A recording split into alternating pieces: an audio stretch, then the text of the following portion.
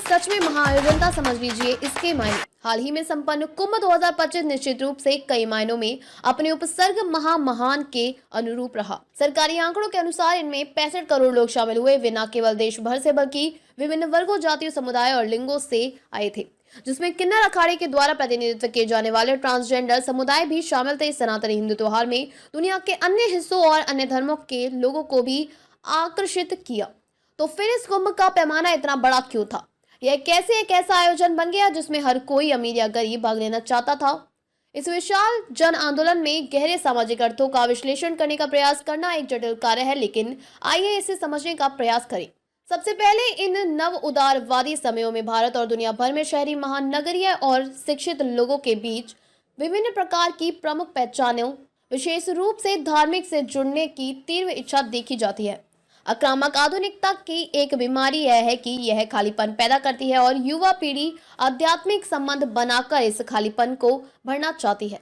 सनातन धर्म के पुनरुत्थान का प्रभाव। इस जबरदस्त प्रतिक्रिया को सनातन धर्म के पुनरुत्थान के प्रभाव के रूप में समझा जा सकता है। प्रधानमंत्री नरेंद्र मोदी और यूपी के मुख्यमंत्री योगी आदित्यनाथ दोनों ने कुंभ को सनातन धर्म के गौरव के प्रतीक के रूप में पेश किया।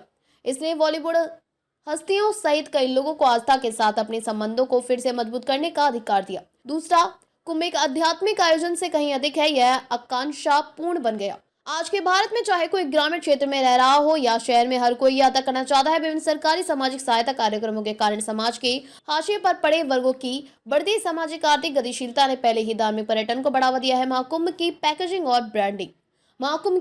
और ब्रांडिंग को इस रंगीन आकर्षक को आध्यात्मिक अनुभव के रूप में जोड़े। सोशल मीडिया के माध्यम से पहले से ही विभिन्न साधु संतों और अखाड़ों से जुड़े युवाओं के लिए यह आयोजन एक ऐसा अनुभव बन गया जिसने उन्हें रोजमर्रा की जिंदगी की उबाऊ एक रास्ता को एक ब्रेक दिया। कंटेंट क्रिएटर्स ने भी इसमें अहम भूमिका निभाई, जो रील और वीडियो बनाने के लिए बड़ी संख्या में आए। महाकुंभ को 144 साल बाद होने वाले और 144 साल बाद फिर से होने वाले आयोजन के रूप में सरकारी ब्रांडिंग के साथ मिलाकर इससे FOMO छूट जाने को डर की भावना पैदा की।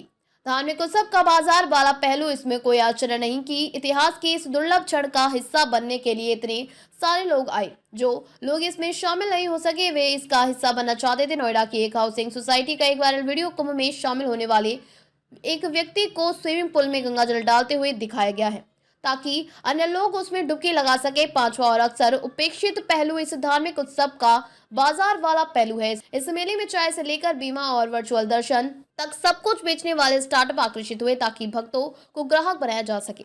यहाँ तक कि गैर सरकारी संगठनों ने भी स्वास्थ्य शिविर और भोजन दान शिविर आयोजनों में बढ़ चढ़कर हिस्सा लिया। इस तरह की गतिविधियों ने युवाओं और आम जनता के एक बड़े समूह को भी प्रेरित किया जो सामाजिक कार्य में योगदान देकर अपने जीवन में कुछ अर्थ पा सकते हैं। महिलाओं की भी बड़ी संख्या में मौजूदगी। दिलचस्प बात यह है कि इस कुंभ में महिलाओं की भी बड़ी संख्या में उपस्थिति देखी गई। पारिवारिक समूह का हिस्सा होने के अलावा वे एक ही गांव या कस्बे के साथ एक साथ यात्रा करने वाले समूह का हिस्सा भी थी। एक युवा महिला ने हमारी शोध टीम को बताया कि वह बेंगलुरु से केवल महिलाओं के समूह के साथ यात्रा कर रही थी। महिलाओं को संगम में डुबकी लगाने में काफी सुरक्षित और सहज महसूस हुआ। काफी महिला श्रद्धालुओं ने महिलाओं के लिए अधिक शौचालय, घाटों पर अलग से चेंजिंग रूम और रैन बसेरे आदि में महिलाओं के लिए व्यवस्था जैसी व्यवस्थाओं की सराहना की। सामाजिक आध्यात्मिक एकजुटता का अनूठा प्रतीक। महाकुंभ, इसका प्रबंधन और प्रशासन राजनीतिक हलकों में बहस का विषय हो सकता है, लेकिन जानलेवा भगदड़ और पानी की गुणवत्ता पर संदेह के बाद भी उमड़ी भीड़ ने दिखाया कि भक्ति कई बाधाओं को पार कर सकती है। भारत मिलन भाव का समाज है, लेकिन हमारे पास मिला आधारित संस्कृतियों पर पर्याप्त अध्ययन नहीं है। आक्रामक आधुनिकता के दौर में जो कई एकांत पैदा कर रहा है।